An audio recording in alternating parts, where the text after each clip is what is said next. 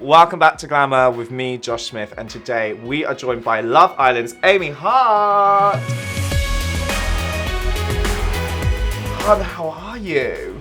Good, 100% the best decision for me to leave when I did. Yeah. Was exactly the right time. Like if I'd left before or after, it would have been horrible. But I left on good terms with everyone, building foundations for friendships. Yes. And just get home, try and heal, enjoy this like new weird life that I've got now. That scene where you stood up and did the speech, I was in bits. Like, I was crying so much. I think the whole nation was as well. I just need to know, talk me through how you came to that decision process. And I need to know, did you rehearse the speech? Because the speech was really damn good.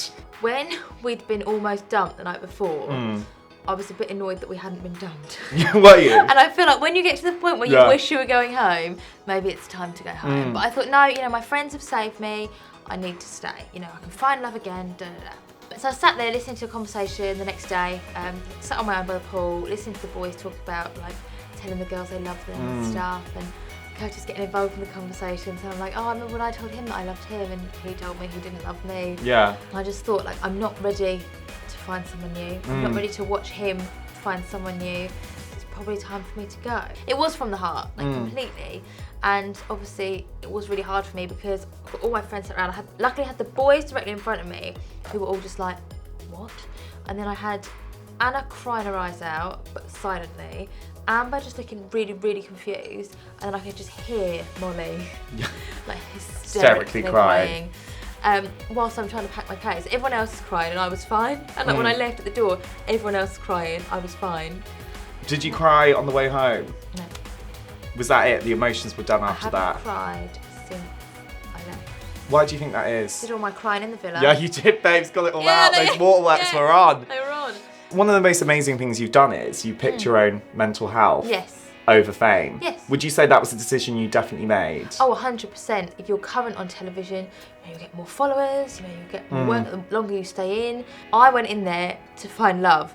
I found love. It went horrendously wrong. Yeah. I didn't want to find love again, so I needed to come out. Like, if I'd stayed and had to watch Maura cracking on with Curtis and she'd said, like, the gloves are off, I didn't want to sit there and be privy to all of that. Yeah. And just absolutely have my heart ripped out again for the 85th time in 3 weeks. What was your journey like with your mental health while you're in there from the beginning to the end? There's a lot of time to think while you're in there. I'm a real overthinker anyway.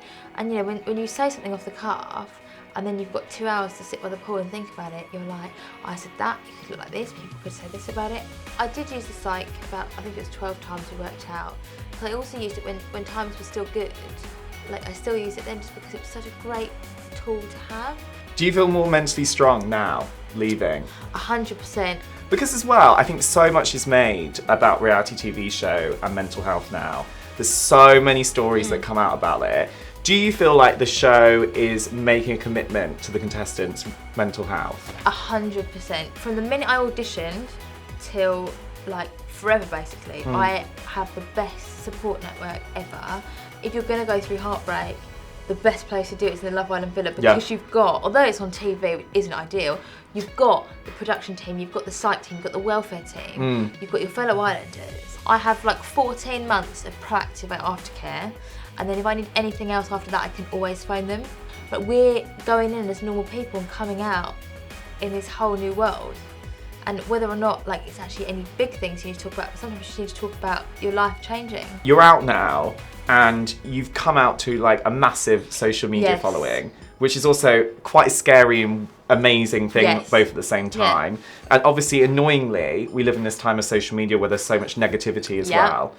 How have you dealt with seeing the negativity that you probably have had to go through? And I think your parents obviously came out and released that statement about saying you've got to remember that this is a real person when people were saying negative things about you. How have you dealt with hearing about that stuff? I typed in Amy Hart Love Island and the first search result that came up on Twitter was Amy Hart Love Island ugly, 180 tweets.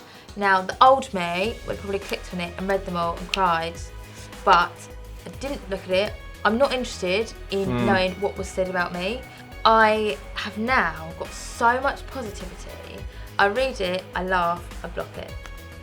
That's the best way forward. You got to laugh it off because otherwise it's just going to become overwhelming, right? And I understand that, it's been like a week And I understand that in a year's time, if I'm being constantly trolled, it might be harder. But like I say, I have got the support of the Love Island team. So Love Island actually provided us with social media training, which is another great thing amazing. You're doing, right? It wasn't like we all thought it was going to be, like, and this is the right time to post. This is how much you should be charging. But it's not that at all. It's looking after our well-being and protecting us. Don't read trolls, block people. If people are really awful, report them to Instagram. They taught me as well that you can block words on comments. Everyone keeps commenting saying that I'm deleting all the negative comments, but I'm actually not. It's because they don't show up. Yeah. Because I've blocked like fat, ugly, like all different words. Yeah. Like, because I think, why would I have them on there? Well, what's the point? It's like emotional self-harm, isn't it? And it's hilarious because then all these trolls think they're getting at me, and actually they're just pissing in the wind. The joke is on them. Yes.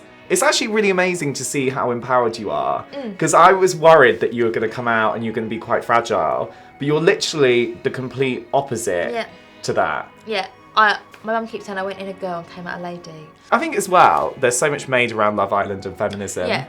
And you touched on the thing about body image and how people were saying these nasty things about your body image on social media. They can't win. Every other year, they all look like models, they all look the same, why can't we have normal people in there? And then I would say that I'm relatively normal. Obviously, I've got a bit of belly. I like my food. The food in the villa was amazing. Yeah. So I did put on quite a lot of weight at the beginning, and then obviously lost it all when I got heartbroken. But but you can't win because then, so you say that you don't want models in there all the time. So they put someone like me in, and then you're like, why have we got to watch her on screen? She's this, she's that. You can't have it both ways. What's the show taught you about your relationship with your own body image? I did feel quite self-conscious there at times, I'll admit. Especially when you're feeling low about other things, like just in general, maybe like feeling a little bit homesick or you're tired. I did have a little bit of he always goes out, obviously you have a lot of time to think. I'm like, he always goes out with dancers and they're really slim. Jordan's really slim, Joanna's really slim, Maura's really slim. That's why I didn't want, everyone in that villa is beautiful. But personally, I'm happy I'm happy that I've got a bum, happy that I've got boobs, happy that I'm a bit curvy. I'm happy with that, so I wouldn't swap for anyone else. Which is such a great thing to sit here and say. Yeah. Because I think a lot of people will say you went on that show and it'd probably be like the least empowering thing you could do. Yeah. But has it been the most empowering thing you've done in your whole life? Yeah. And now you've got a banging revenge look. Exactly. And a picture with AJ. To wind him up when he gets out. Did you see that AJ said he would couple up with me? And I was like, Sunday lunch would be interesting. Imagine the chat. Yes, I had that brother first. Yeah. Moved on to this one. How did you and your boyfriend meet? Well. Well, Amy, thank you so much. That's right, thank you for having me. You've been a very empowering light Thank you. in the world, babes, I feel.